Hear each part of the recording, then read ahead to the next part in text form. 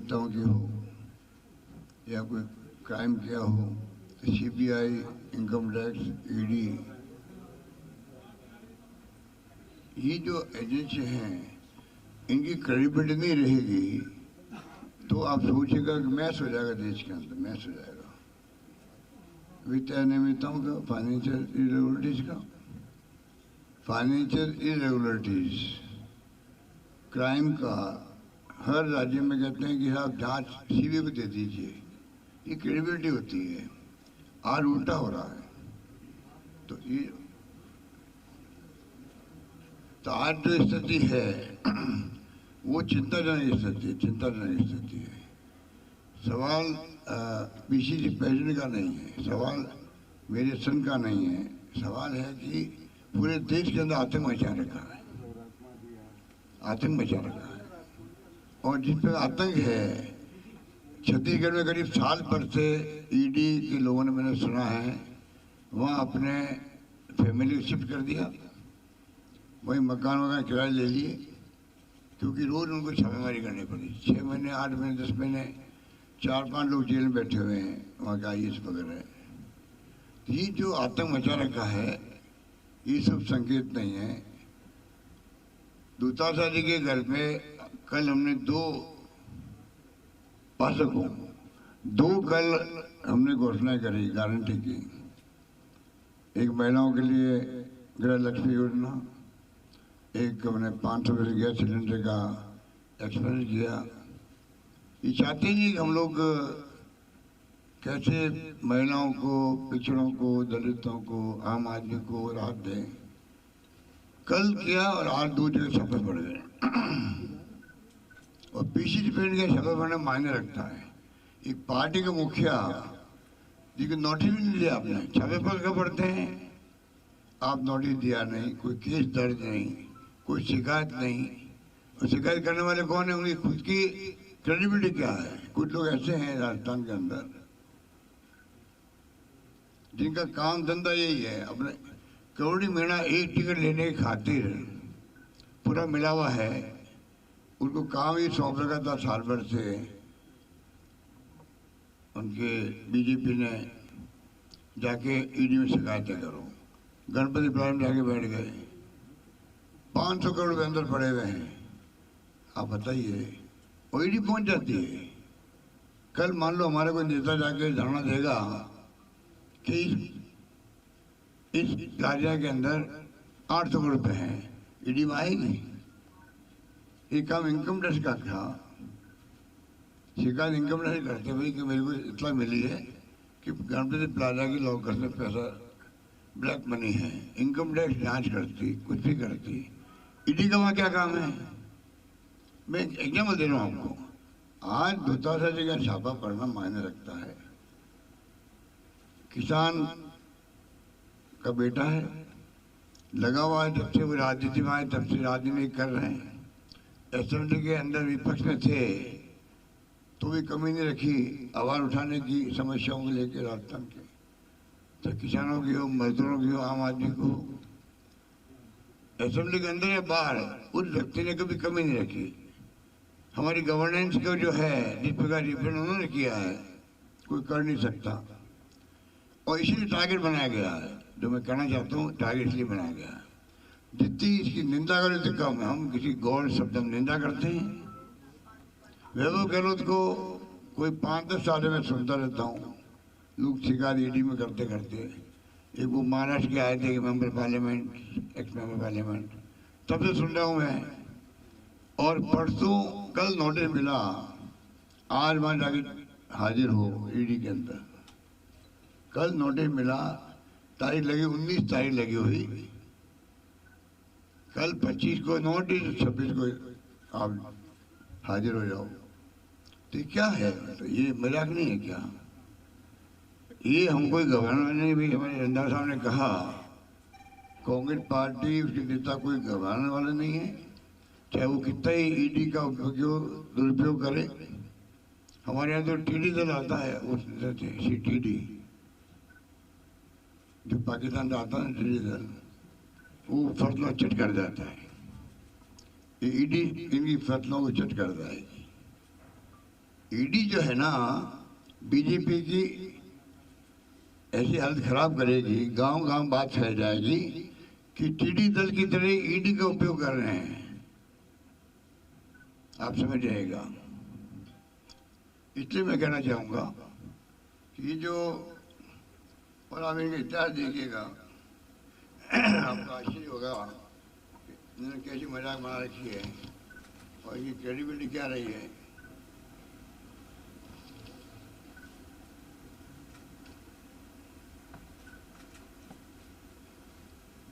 दो 2004 से 2014 के बीच में जब यूपी गवर्नमेंट थी तो 112 सर्च की गई, 112 सर्च की गई, क्योंकि जेन्युइन सर्च की गई थी, जेन्युइन कंप्लेंट थी, इसलिए 112 में से 104 के खिलाफ चार्जशीट पेश की गई। मतलब 112 सर्च और 104 चार्जशीट पेश कर दी गई। 93% ये उसका काम था। अब क्या हो रहा है, 14 के बाद में 3010 जगह छापे डाले, छापेमारी की 3010। कहाँ तो 112 10 साल में, और कहाँ 3010 9 साल में। इनमें 888 केसों में चार्जशीट से पेश की गई, मतलब 29%। 93% यूपी गवर्नमेंट में, क्योंकि जेन्युइन छापेमारी थी, जेन्युइन काम होता था, और 29% सिर्फ। इससे अंदाज लगा लीजिए। और कोई बीजेपी नेता से पाक साफ है, कोई कांग्रेस नेता जाता है बीजेपी में तो उधुल जाता हूँ आपको मशीन में। और तो प्रधानमंत्री खुद जो बोलते हैं अजीत पवार के बारे में, एनसीपी के बारे में, करप्ट पार्टी है, बड़े आरोप लगाए।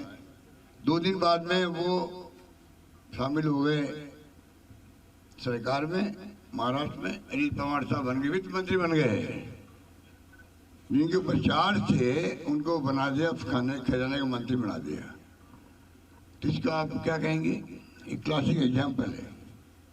इसलिए मैं कहना चाहूँगा कि जो हालात बना रखे हैं इससे कोई घबराने वाले नहीं हैं। ये इनको गलतफहमी है। अभी तो हम और गारंटी देने जा रहे हैं, कल 5 गारंटी देने जा रहे हैं, 5 गारंटी। उनको तैयारी करने की 5 नेताओं को चुन ले पहले ही, कि जब गारंटी कल देंगे तो परसों कहाँ छापे डालने हैं पहले तय कर लें। ये हालात है। तो आप सोच सकते हो कि इस डेमोक्रेसी में अगर ऐसी सरकार बनी बैठी है दिल्ली में, जो लोगों दिल जीतने के बजाय अपने कार्यों से, अपने व्यवहार से, अपनी नीतियों से, अपने कार्यक्रमों से और सिद्धांतों से आप कामयाब हो, उसकी बजाय आप जो है अब गुंडागर्दी कर रहे हैं। गुंडागर्दी है ये। ऊपर के दबाव के बगैर ना ईडी आ सकती है, ना सीबीआई, ना इनकम टैक्स आ सकती है। तो आप देख लीजिए जो शेखर वाला केस है, संजीवनी वाला, उसमें कितनी बार ईडी को रिक्वेस्ट करी आने के लिए, वहाँ ईडी नहीं आएगी। 6 बार पत्र लिखे होंगे, उनको 6 बार रिक्वेस्ट की गई कि आप केस ले लीजिए, ईडी का केस ले लीजिए। जेल में बैठे हुए वो लोग।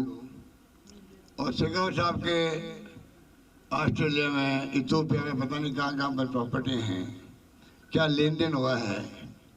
ईडी को रिक्वेस्ट करिए, एसओजी रिक्वेस्ट करिए, एसओजी रिक्वेस्ट करिए, तभी परवाने की जा रही है। तो आप देख लीजिए, इस प्रकार से हमारे कांग्रेस नेताओं को जिस प्रकार से ये तंग किया गया है वो सबके सामने है। इसलिए आज हमने उचित समझा कि आप सबको बुलाया जाए, एक्सप्लोर किया जाए। जहाँ जहाँ चुनाव होते हैं वहाँ जाके ईडी छापे डालती है, चुनाव हम जीतते हैं। तो आप सोच सकते हो इसका मतलब क्या हुआ। तंग किया गया, 22 बार छापे डाले गए कर्नाटक के अंदर, चुनाव जीते कांग्रेस। हवा चल रही है छत्तीसगढ़ के अंदर कांग्रेस की, वहाँ तो मैंने कहा साल भर से बैठे हुए ईडी वाले, मकान किराए लेकर बैठे हुए, छापे डाल के लगातार तंग कर रहे हैं मुख्यमंत्री को, सरकार को। वहाँ कांग्रेस जीते जा रही है। राजस्थान में आप देख लीजिए स्थिति क्या है कांग्रेस की। मैंने कई बार कहा आपको, इस बार सरकार का मन है सरकार रिपीट करने का। ये माहौल बन चुका है राजस्थान के अंदर। इनको तकलीफ हो रही है, डरा रहे, धमका रहे ये लोग।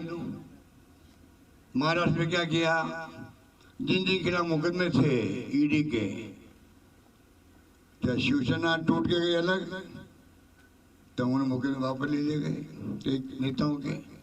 जो अजीत पवार के साथ गए थे साथ में जो सरकार को, उनके मुकदमे वापस ले लिए गए। ये हालात है।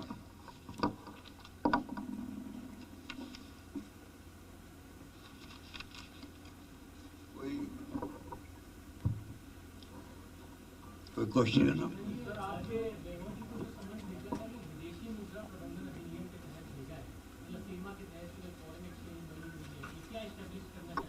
भाई वो तो जवाब वो देंगे, तब वो जवाब मिल जाएगा आपको। पर जहाँ मैं समझता हूँ कि उनका कोई बिजनेस है नहीं, राष्ट्रीय अंतर्राष्ट्रीय कोई बिजनेस नहीं है।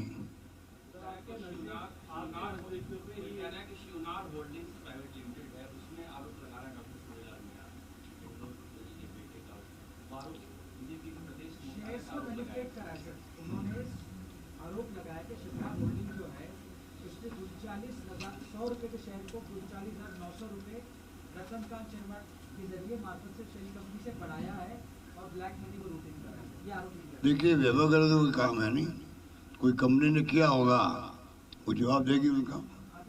वैभव गहलोत का तो खाली, जहाँ तक मेरे को नॉलेज है, एक खाली टैक्सी की जो है कंपनी है, उसमें रतन शर्मा पहले पार्टनर था।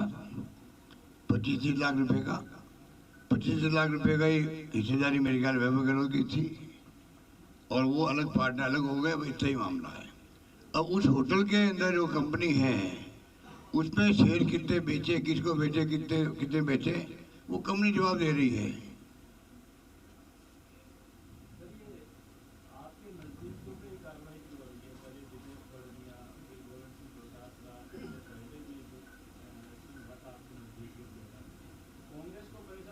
टारगेट तो मुझे कर रहे हैं, टारगेट मुझे तो कर रहे हैं, क्योंकि मोदी जी हो, अमित शाह जी हो, सरकार गिरा नहीं पाए राजस्थान के अंदर। वो दर्द इतना भयंकर इनको है। 5 सरकारें हैं, महाराष्ट्र, मध्य प्रदेश, कर्नाटक, गोवा, मणिपुर, कहाँ क्या क्या क्या नहीं किया इन्होंने, हॉट सेटिंग करके सरकार बना ली वहां पर। यहाँ दाल गली नहीं उनकी, इसलिए जानबूझ के राजस्थान आज उनका सबसे बड़ा टारगेट है राजस्थान के अंदर। हम उनको मुकाबला कर रहे हैं, कामयाब होकर दिखाएंगे, इनको कामयाब होकर दिखाएंगे। जनता हमारे साथ में है। ईडी का दुरुपयोग करो, सीबीआई का करो, कोई फर्क नहीं पड़ने वाला है। और आज इन्होंने जो किया है, प्रदेश कांग्रेस कमेटी के अध्यक्ष के ऊपर हमला किया है, जनता इनको बख्शेगी नहीं।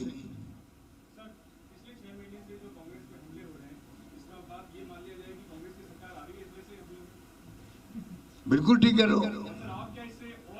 मैं कह रहा हूँ आपको, जहाँ जहाँ ईडी गई है, मैंने एग्जाम्पल दिया कर्नाटका का आपको, 22 बार हमले हुए वहां पर। कोड ऑफ कंडक्ट लागू होने के पहले शुरू हो गए, कोड ऑफ कंडक्ट लागू होने के बाद में हमले हुए वहां पर। और वहां किसके ऊपर हुए सुनिए, प्रदेश कांग्रेस अध्यक्ष दोतासा यहाँ पर है, प्रदेश कांग्रेस अध्यक्ष डीके शिव कुमार वहां पर है। डीके शिव कुमार पर हमले हुए और बीजेपी साफ हो गई, और यहाँ साफ हो जाएगी बीजेपी।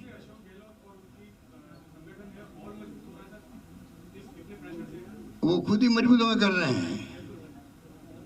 ईडी के छापे डालना ये कोई मामूली बात नहीं। देखिए एजेंसी है, आप छापे डाल रहे हो, नोटिस दे रहे हो, बगैर कोई आधार के, कोई केस नहीं। ना दोतासा भी कोई केस है, ना वैभव गहलोत कोई केस है, ना कोई नोटिस दिया पहले कभी भी कि आपके खिलाफ ही शिकायत आई है, जवाब दो। वो तो दे कम से कम, सीधा ईडी को बुला रहे हैं आप। हुड्डा जी मैंने भी सुना है कि वो टिकट मिल गया कांग्रेस का। कांग्रेस टिकट नहीं मिला तब तो उम्मीद थी कहीं बीजेपी की टिकट ले लेंगे, तब तो वो शांत थे। टिकट मिलते ही छापा डाल दिया उनके ऊपर।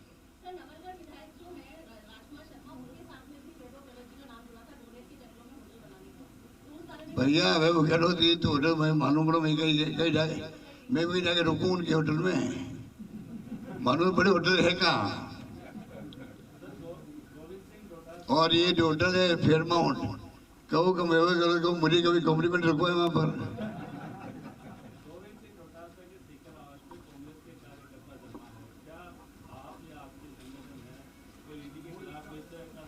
देखिए ये स्पॉन्टेनियस रिएक्शन है, ये रिएक्शन स्पॉन्टेनियस चाहिए।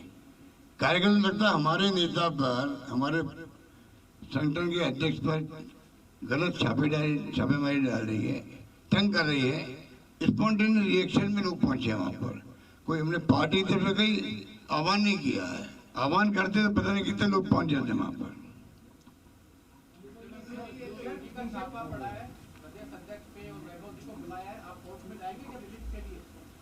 मैं जाऊंगा कोर्ट में। क्या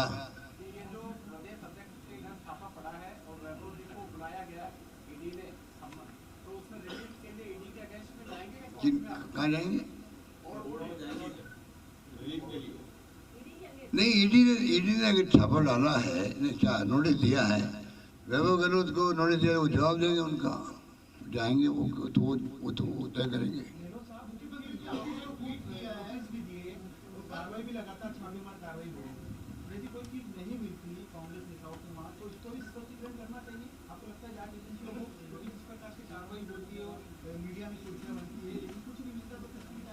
किनके बारे में?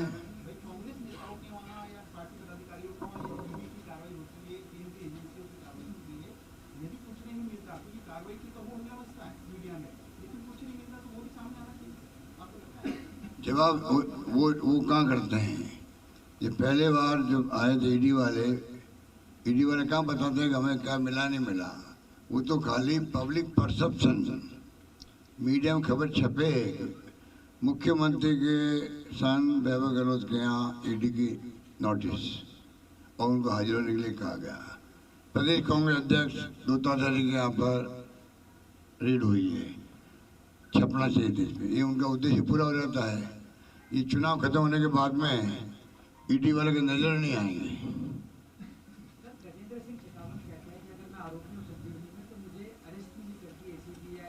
उनको मैं पूछता हूँ, आप जमानत लेने क्यों गए? जमानत क्यों ले लिया आपने हाईकोर्ट के अंदर? अब गए हैं, शेखावत साहब वहाँ गए हैं हाईकोर्ट के अंदर 5-10 दिन पहले कि चालान पेश होने पे स्टे लगा दिया जाए। जो व्यक्ति ऐसी बातें बोलता है लोगों को भ्रम पैदा करने के लिए, पूछो आपने जमानत क्यों ले ली? वहाँ पर रोक क्यों लगाई जमानत अरेस्ट करने पर? और क्यों आप जा रहे हो कि चालान पेश नहीं होना चाहिए, उस पर रोक लगाया कोर्ट। ये अपने लगाई हुई वहाँ पर।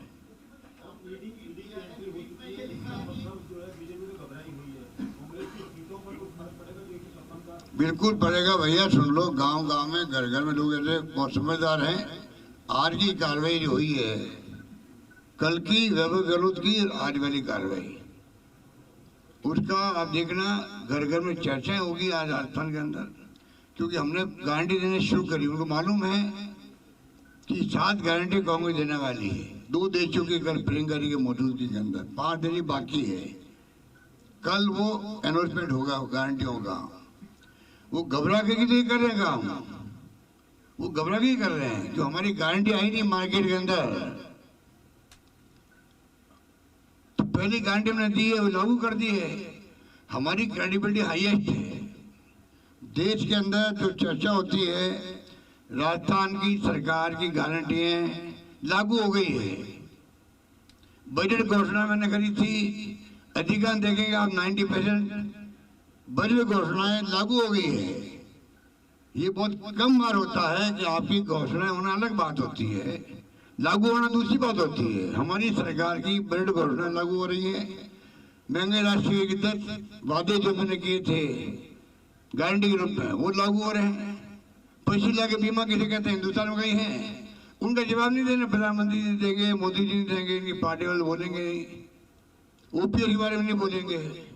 हमने जो वादे किए आपसे, जनता से, उनके ऊपर वो रेट क्यों नहीं करते हैं बीजेपी वाले? मैं पूछना चाहता हूँ कि राजनीति में लड़ाई तो होती है। हमने जो एक्शन किए हैं, घोषणा की है, गारंटी दी है, उसका जवाब वो देवे चुनाव के अंदर। एक का जवाब नहीं दे पा रहे हैं। देखिए वो तो टाइम बताएगा, पर हमने कहा है कि मिशन 156 लेके चल रहे हैं हम लोग। 98 में जनता ने हमें दिया था, ऐसे ही माहौल नजर आ रहा है। धन्यवाद, जय हिंद, धन्यवाद।